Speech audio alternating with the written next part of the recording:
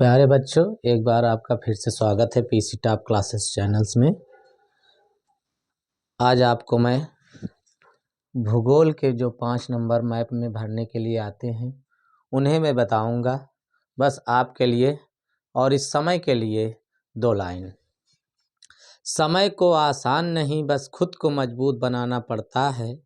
समय को आसान नहीं बस खुद को मजबूत बनाना पड़ता है। सही समय कभी नहीं आता, सही समय कभी नहीं आता, बस समय को सही बनाना पड़ता है, बस समय को सही बनाना पड़ता है। अर्थात इसका मतलब है प्यारे बच्चों, सही समय कभी नहीं आता है, सिर्फ हमें इस समय को ही सही बनाना पड़ता है।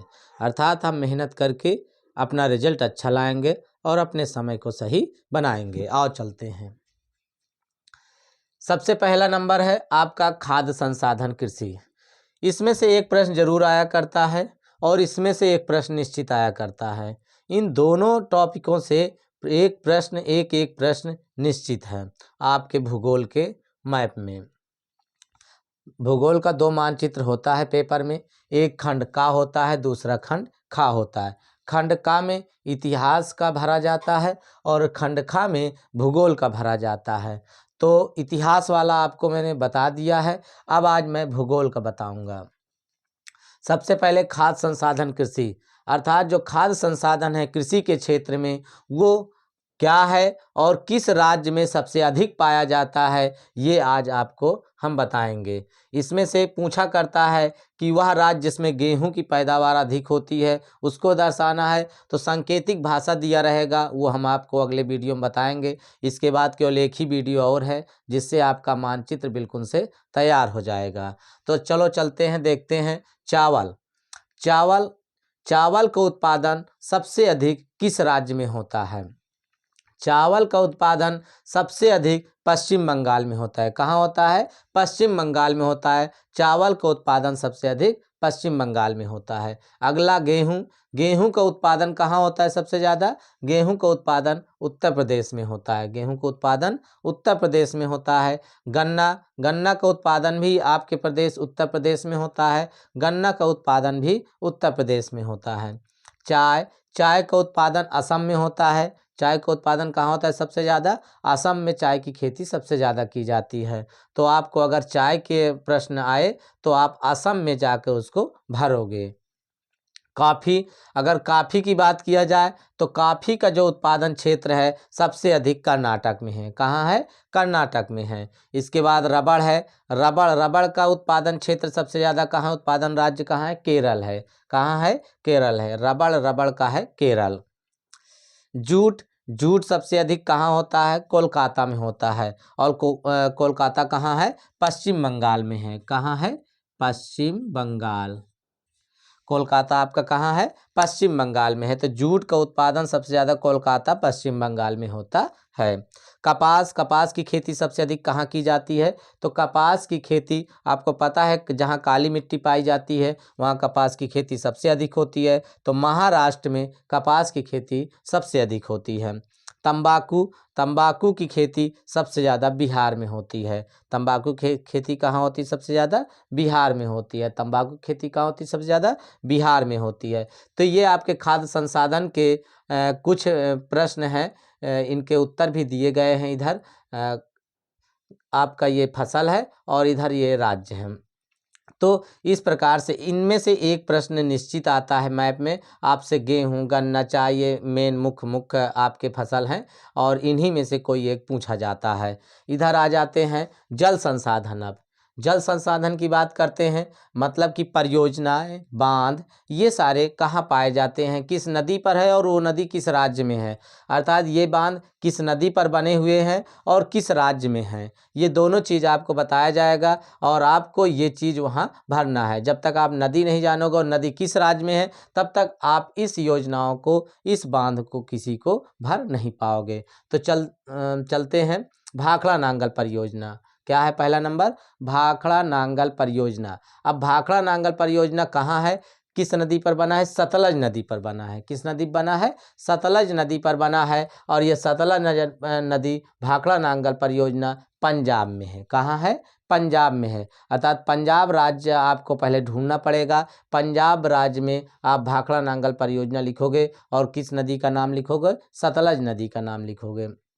उसके बाद सलाल परियोजना है। सलाल परियोजना चिनाब नदी पर बना हुआ है और यह किस राज्य में है? जम्मू कश्मीर में है। चिनाब नदी पर बना हुआ है और जम्मू कश्मीर में है। टिहरी बांध, टिहरी बांध किस राज्य में है? टिहरी बांध उत्तराखंड में है। टिहरी बांध कहाँ है? उत्तराखंड में है और किस नदी पर बना हुआ है? भागीरथी। भागीरथी नदी पर उत्तराखंड में यह टिहरी बांध बना हुआ है। राणा प्रताप सागर परियोजना, राणा प्रताप सागर परियोजना चंबल नदी पर बना है और चंबल नदी कहाँ है? राजस्थान में है। कहाँ है? राजस्थान में। तो आपका यह राणा प्रताप सागर परियोजना राजस्थान में है, चंबल नदी पर बना हुआ है। हीराकुंड परियोजना, हीराकुंड बांध जो है वो महानदी पर बना हुआ है और महानदी कहाँ है? उड़ीसा में है। कहाँ है? उड़ीसा में। तो आपका हीराकुंड बांध अगर आता है प्रश्न में तो आपको उड़ीसा देखना पड़ेगा और उड़ीसा में महानदी नदी का नाम लिखना पड़ेगा और वहाँ हीराकुंड लिख दोगे, 1 नंबर आपको मिल जाएगा। आगे देखते हैं तुंगभद्रा। तुंगभद्रा परियोजना तुंगभद्रा नदी पर बना है। कहाँ पर बना है? तुंगभद्रा नदी पर बना है और ये कहाँ है? आंध्र प्रदेश में। कहाँ है? आंध्र प्रदेश में है तुंगभद्रा। ये तुंगभद्रा नदी पर बना है और ये आंध्र प्रदेश में है।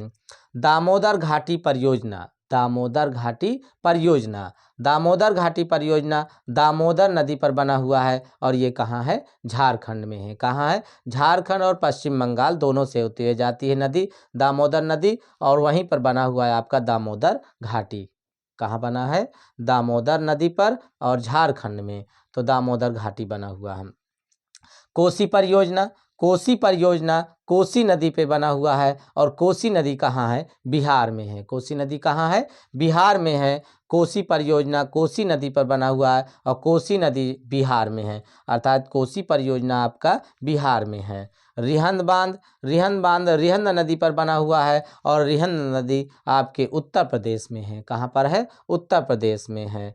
नागार्जुन परियोजना, नागार्जुन परियोजना कृष्णा नदी पर बना हुआ है और कृष्णा नदी कहाँ है? आंध्र प्रदेश। तेलंगाना आंध्र प्रदेश दोनों में ये नदियाँ जाती हैं आपकी कृष्णा नदी। और वहीं पे नागार्जुन बांध, नागार्जुन परियोजना बना हुआ है।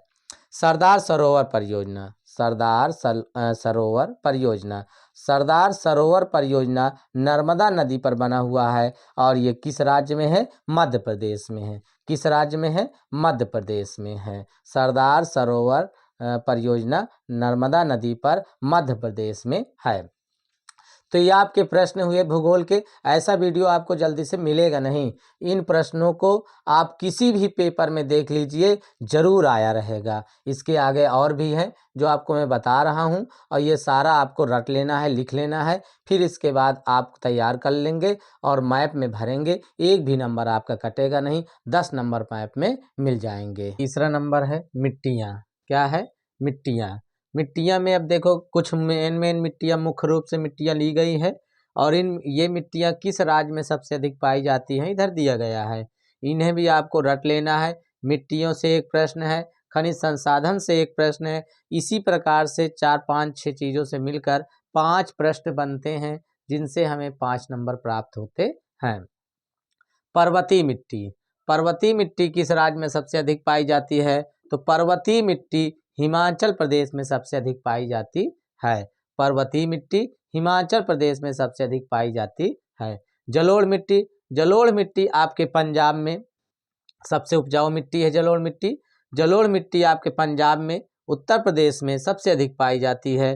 काली मिट्टी महाराष्ट्र और गुजरात में सबसे अधिक पाई जाती है। काली मिट्टी महाराष्ट्र और गुजरात में सबसे अधिक पाई जाती है। लाल मिट्टी, लाल मिट्टी तमिलनाडु में सबसे अधिक पाई जाती है। लाल मिट्टी तमिलनाडु में सबसे अधिक पाई जाती है। लेटेराइट मिट्टी, लेटेराइट मिट्टी असम में सबसे अधिक पाई जाती है। लेटेराइट मिट्टी कहाँ सबसे अधिक पाई जाती है? असम में पाई जाती है। मरुस्थलीय मिट्टी, मरुस्थलीय मिट्टी मतलब रेतीली मिट्टी, बलुई मिट्टी जो राजस्थान में सबसे अधिक पाई जाती है। इसके बाद ये आपका 4 नंबर राष्ट्रीय उद्यान है। राष्ट्रीय उद्यान में 2 मुख्य रूप से लिए गए हैं और ये सुंदरवन का डेल्टा भी इसको बोलते हैं। तो एक काजीरंगा है। काजीरंगा राष्ट्रीय उद्यान कहाँ है? असम में है। कहाँ है? असम में है। काजीरंगा उद्यान आपका, काजीरंगा आपका राष्ट्रीय उद्यान असम में है। सुंदरवन कहाँ है? सुंदरवन पश्चिम बंगाल में है। सुंदरवन कहाँ है? पश्चिम बंगाल में है। उसके बाद हम आते हैं खनिज संसाधन में। खनिज संसाधन वेरी वेरी इंपॉर्टेंट है भूगोल के लिए। इसमें से कभी कभी तो 2 प्रश्न 3 प्रश्न आ जाते हैं, कभी 1 प्रश्न 2 प्रश्न 3, मतलब ज़्यादा से ज़्यादा इसमें से आया करते हैं। तो आपको बहुत अच्छे से इसको समझ लेना है और याद कर लेना है, लिख लेना है कॉपी में। कोयला, कोयला जो है वो रानीगंज, कोयला के जो खदानें हैं वो बताई जा रही है। वो खदानें आपके किस राज्य में हैं वो भी बताया जा रहा है। तो आप इसको ध्यान से देख लीजिए। कोयला, कोयला में रानीगंज में कोयला निकाला जाता है। रानीगंज जो पश्चिम बंगाल में है। रानीगंज कहाँ है? पश्चिम बंगाल में है। रानीगंज कहाँ है? पश्चिम बंगाल में है। बोकारो, बोकारो कहाँ है? झारखंड में है। बोकारो कहाँ है? झारखंड में है। तो ये कोयला के 2 खाद्यान्न है, मेन है जो। पेट्रोलियम, पेट्रोलियम आपके कहाँ कहाँ पाए जाते हैं और किस राज्य में है वो, ये चीज़ दिया गया है। पेट्रोलियम आपके मुंबई में मिलता है, अंकलेश्वर है, डिगबोई है। ये सब इम्पॉर्टेंट है, अक्सर इसमें से एक प्रश्न आ जाता है पेट्रोलियम का। मुंबई, मुंबई कहाँ है? महाराष्ट्र में है। मुंबई कहाँ है? महाराष्ट्र में है। अंकलेश्वर कहाँ है? गुजरात में है। अंकलेश्वर कहाँ है? गुजरात में है। डिगबोई कहाँ है? असम में है। डिगबोई कहाँ है? असम में है। तो आपके ये स्थान दिए गए हैं, कहाँ है और किस राज्य में है, ये राज्य दिया गया है। जब तक आपको राज्य मालूम नहीं चलेगा तब तक आप स्थान सही दर्शा नहीं सकते हो। इस्पात उद्योग, इस्पात उद्योग में 2 मेन है, कलपक्कम और नरौरा। कलपक्कम और नरौरा। कलपक्कम आपके तमिलनाडु है। कलपक्कम क्या है? तमिलनाडु में है। और नरौरा कहाँ है? उत्तर प्रदेश में है। नरौरा कहाँ है? उत्तर प्रदेश में है। तो ये इस्पात उद्योग के मुख्य क्षेत्र हैं। और इस्पात उद्योग आपके हैं, आगे देखिए, भिलाई, राउरकेला, जमशेदपुर। अब भिलाई कहाँ है? छत्तीसगढ़ में है। भिलाई कहाँ है? छत्तीसगढ़ में है। राउरकेला कहाँ है? उड़ीसा में है। जमशेदपुर कहाँ है? झारखंड में है। जमशेदपुर कहाँ है? झारखंड में है। तो आपके इस्पात उद्योग की इतने क्षेत्र हैं, कलपक्कम, नरौरा, भिलाई, राउरकेला, जमशेदपुर। ये तमिलनाडु में है कलपक्कम, नरौरा उत्तर प्रदेश में है, भिलाई आपके छत्तीसगढ़ में है, राउरकेला आपके उड़ीसा में है और जमशेदपुर कहाँ है? झारखंड में है। लौह अयस्क, देखो लौह अयस्क कहाँ सबसे अधिक पाया जाता है? तो लौह अयस्क जो खाद्यान्न है वो है दुर्ग। दुर्ग, और वो कहाँ है? झारखंड में है। मतलब झारखंड में लौह अयस्क सबसे ज़्यादा पाया जाता है और उसका नाम है दुर्ग क्षेत्र। सीमेंट, सीमेंट कहाँ पाया जाता है सबसे ज़्यादा? सीमेंट आपके कटनी में होती है सबसे ज़्यादा। कटनी, और कटनी कहाँ है? मध्य प्रदेश में है। कटनी कहाँ है? मध्य प्रदेश में। अब इसके बाद थोड़ा सा और बचा है, उसको भी हम आपको बताए देते हैं, जिससे आपका ये भूगोल का 5 नंबर कहीं नहीं जाने वाला है, आपको मिल जाएगा। 6वां नंबर खनिज उद्योग क्षेत्र। क्या आता है? खनिज उद्योग क्षेत्र। इसमें जो नाम है इधर, इनके भी ये स्थान है जहाँ ये पाए जाते हैं और किस राज्य में है। मैग्नीज, मैग्नीज नागपुर और बालाघाट। मैग्नीज कहाँ है? नागपुर में और बालाघाट में प्राप्त होता है। और नागपुर आपके महाराष्ट्र में है, बालाघाट मध्य प्रदेश में है। नागपुर कहाँ है? महाराष्ट्र में है, बालाघाट मध्य प्रदेश में है। सोना, सोना की खान आपको पता होगा। सोना की खान, सोना की खान, कोलार की खान सबसे बड़ी खान है और ये कहाँ पाई जाती है? कर्नाटक में। कहाँ है? कर्नाटक में है। सोना कोलार की खान में पाया जाता है और ये कर्नाटक राज्य में है। किस राज्य में है? कर्नाटक राज्य में है।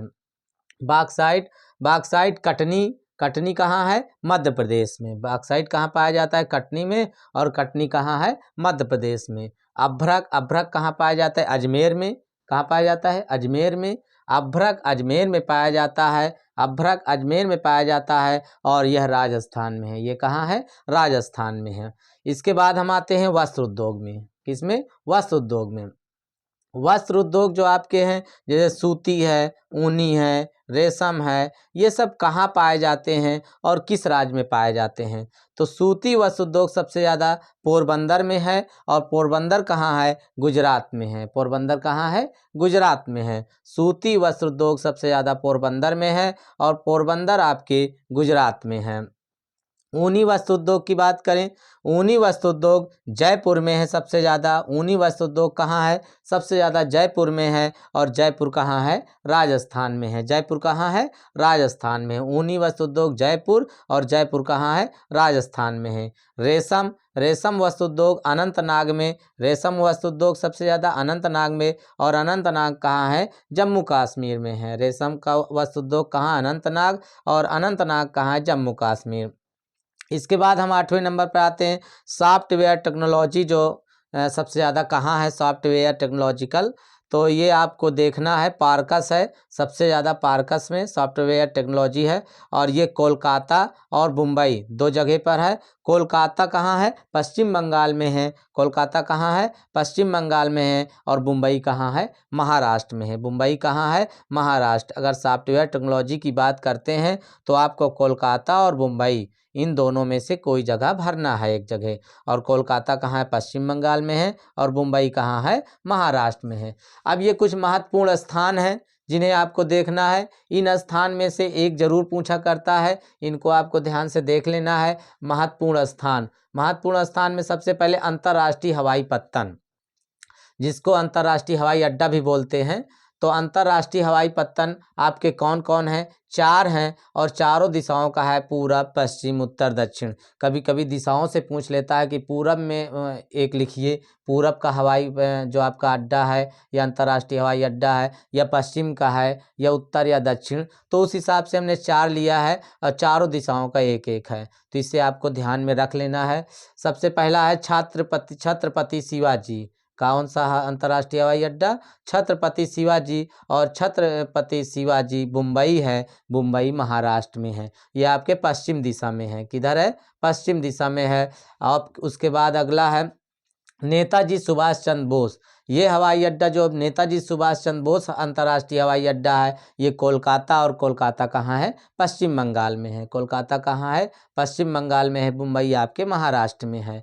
मुंबई कहाँ है? महाराष्ट्र में है। और कोलकाता आपके पश्चिम बंगाल में है। इसके बाद आते हैं इंदिरा गांधी। इंदिरा गांधी आपका कहाँ है? इंदिरा गांधी दिल्ली। इंदिरा गांधी दिल्ली, इंदिरा गांधी अंतर्राष्ट्रीय हवाई अड्डा दिल्ली में है। इंदिरा गांधी अंतर्राष्ट्रीय हवाई अड्डा कहाँ है? दिल्ली में है। और दिल्ली आपके उत्तर में है। दिल्ली आपके उत्तर में है। राजा सांसी, राजा सांसी आपका कहाँ है? अमृतसर पंजाब में है। राजा सांसी आपका अमृतसर पंजाब में है। अंतर्राष्ट्रीय हवाई अड्डा राजा सांसी जो अमृतसर में है, और अमृतसर कहाँ है? पंजाब में है। इसके बाद हम बंदरगाह की बात करते हैं।